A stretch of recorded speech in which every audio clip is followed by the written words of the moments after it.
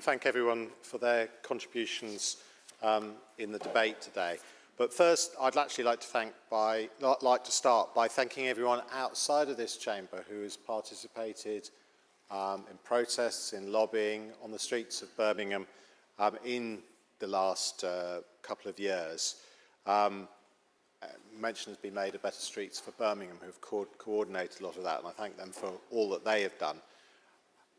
They're the reason that, I think a lot of the pressure has been put on, and it's a real good example of people power, and we certainly on this side hear those voices, and it's one of the reasons that we have called this debate today.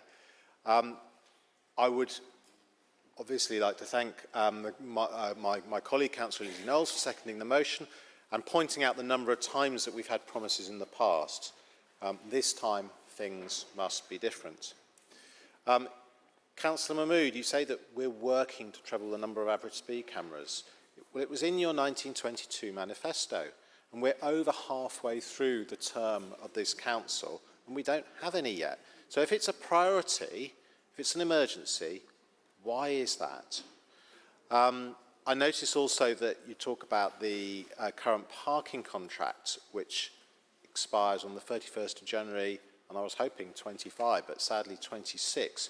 We've got a lot of, one of the things we used in my ward, our last small measures, was to put double yellows lines on minor roads coming onto major roads where there's problems with obstruction. Well, now we're getting cars parking on those double yellow lines because there isn't enough parking enforcement to actually bring those double yellow lines into actual action. So we do need to sort out the parking enforcement in this city. It's really important. And I think my real problem with your amendment is that in terms of it basically knocks on the head real community engagement in the process.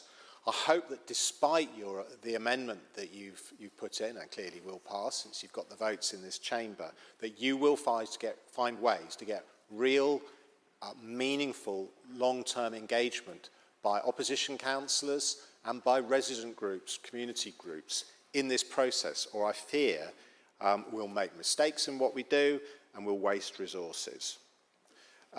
Councillor Marsham, I completely agree that we should keep the receipts of average speed camera fines. I think that's a really important thing to get progress. We see how many cameras we have on our bus lanes because on that area, we keep the receipts of the fines.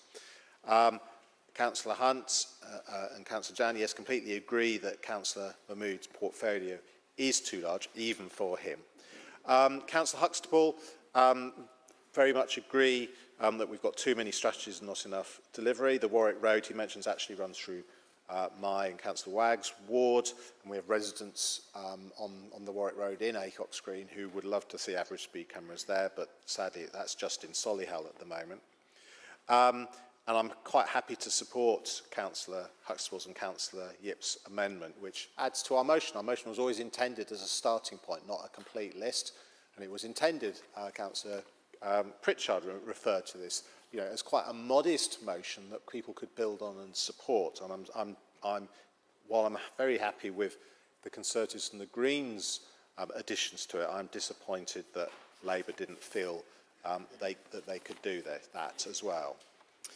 Councillor Parkin, I think very eloquently describes the role of individual members can take, or at least were able to take, with our small measures. We certainly did that in my ward, and I think that's something that we should be looking at building and developing. Not everything can be understood and best legislated through from the centre.